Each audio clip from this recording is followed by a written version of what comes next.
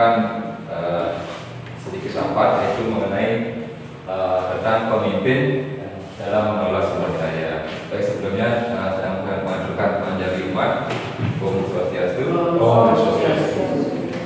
Baik Bapak Ibu, mungkin kita menyadari untuk mengelola sekolah ini kita harus memanfaatkan sumber-sumber yang ada di sekolah maupun di luar sekolah. Nah, kali ini saya akan mengajak Bapak Ibu untuk berdiskusi untuk memetakan bagaimana kita akan mengelola sumber daya yang ada di luar sekolah. Nah, sekarang ada beberapa pemetaan dalam sumber daya dan modal manusia. Modal manusia ini seperti petani yang ada di sekitar sini, petani kopi, petani durian. Itu dapat kita minta bantuan bagaimana ketika kita mampu melaksanakan pembelajaran yang mencakup tentang pertanian seperti itu, atau sumber daya manusia lain yang mungkin mendukung dalam proses pembelajaran kita di sekolah, ataupun tentang yang sesuai dengan visi-visi sekolah yang ada di Kedua Banderan. Kemudian kita lanjut ke modal sosial. Sedangkan modal sosial ini adalah modal yang tentunya itu adalah sebuah organisasi yang ada terdekat kita, seperti LPD atau kepala desa ataupun adat yang ada di desa bangsa. Ini sebuah organisasi yang nantinya membantu kita dalam memajukan Kedua Banderan.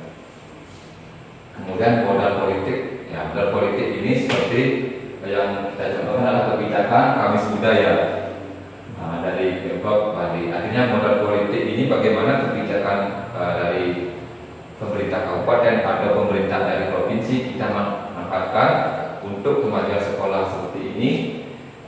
Kamis budayanya menggunakan pakaian adat, dan itu kita juga melaksanakan dengan berbahasa Bali, atau mungkin bisa dikembangkan dengan bercerita atau bersatu Bali, sasa-sasa yang mengandung yang sesuai dengan daerah lokal atau budaya Bali tersebut. Kemudian modal agama, ini sudah kita laksanakan seperti Saraswati, film, purnama, dan perayaan bulan bahasa baru. Ini agama dan kebudayaan bisa kita masukkan, kita kembangkan seperti ini. Kita melaksanakan upacara bersembahyang, artinya untuk memupuk karakter religius yang ada dalam karakter. Kemudian modal fisik yang ada di luar sekolah, mungkin balai-balai bisa, atau arena yang ada di desa Badan itu bisa kita manfaatkan. Kemudian yang keenamlah modal alam dan lingkungan. Kita berada di kaki Gunung Baru, identik dengan alam pegunungan, itu bisa kita manfaatkan. Kemudian yang ketujuh yaitu modal finansial. Jadi modal finansial di sini adanya pihak luar yang membantu kita dalam bidang finansial. Pada rapat kali ini saya ingin meminta Bapak Ibu untuk memberi masukan, saling beri pendapat apa sih yang ada modal-modal aset yang ada yang kita miliki karena dari dalam sekolah maupun di luar sekolah. Baik Bapak Ibu, kali ini saya akan membagikan kertas. Di sini Bapak akan menulis sambil kita berdiskusi. Jadi kita langsung apa saja aset-aset yang ada di luar sekolah atau di dalam sekolah yang nantinya membantu kita dalam memajukan sekolah ini, yang terutama memberi pelayanan maksimal kepada siswa. Semua yang tadi itu. Ya, modal apa saja yang kami, yang kita tulis saja, nanti yang akan memetakannya.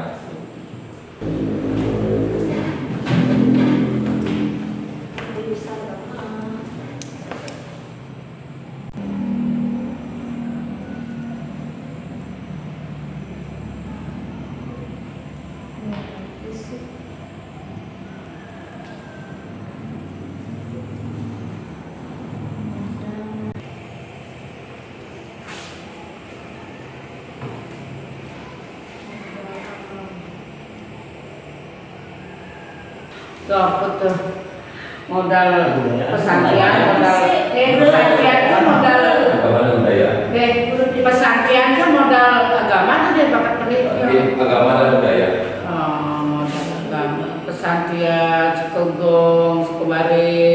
Ini kebun induk, Sepugal, kebun induk, kemana? Ya, alam. Nih kayaknya bantuan ada sawah-sawah. Oke, ini sama. Dok. Ada ulang usaha apa? Modal Jawa ini. Usaha Modal manusia. Saya modal manusia. Bukan dari petani ini tadi kan modal manusia itu. Petani tadi. Ini modelnya tadi. Dia penjawab.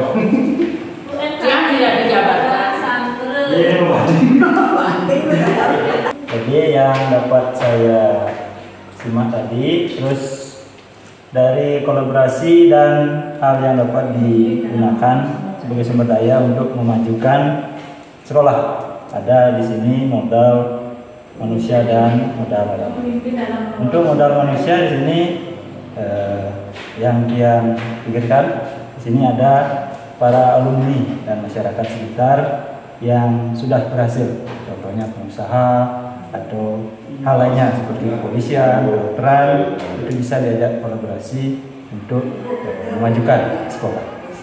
Kemudian dari modal agama dan kebudayaan itu ada kesenian. Di sekitar sini ada banyak kesenian, kelompok seni tabuh dan seni tari itu juga bisa diajak untuk kolaborasi di sekolah. Jadi itu saja yang dapat saya simak tadi untuk pemaparan tentang kolaborasi untuk kegiatan di sekolah. Bapak Ibu, saya akan mempresentasikan tentang pemimpin dalam mengelola sumber daya yang ada di lingkungan sekitar SD Negeri 2 Bantiran yang memberikan dampak yang positif yang membantu dalam memajukan sekolah. Yang pertama itu modal manusia.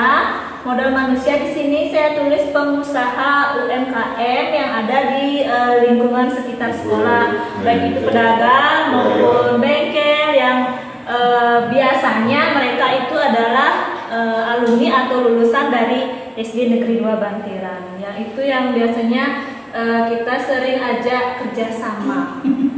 Mungkin bisa disebut komite juga ya.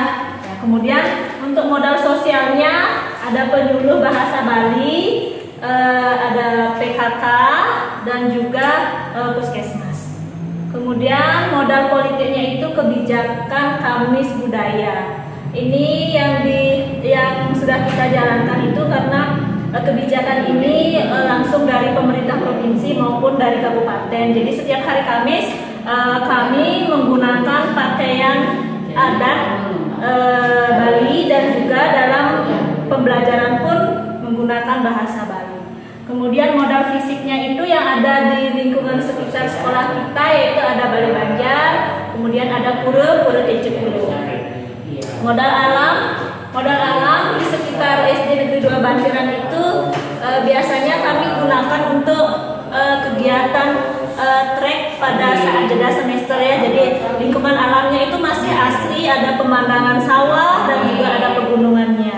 Kemudian modal finansialnya kami di SD 2 Bantiran mengadakan program setiap hari Kamis yaitu menabung di LPD Desa Adat Bantiran. Jadi kegiatan ini kami laksanakan agar anak-anak belajar hidup hemat dan menghargai uang yang nantinya ditabung dan dapat digunakan untuk kepentingan mereka. Itu saja Bapak Ibu, terima kasih. Baik Bapak Ibu, tadi diskusi kita sudah luar biasa sekali. Kita sudah dapat menemukan bagaimana aset-aset yang ada di luar sekolah kita yang nantinya bisa mendukung proses pembelajaran bahkan untuk kemajuan SD 2 Bantiran. Kali ini saya sangat berterima kasih. Semoga kita akan dapat memberikan pelayanan terbaik kepada siswa sehingga sekolah kita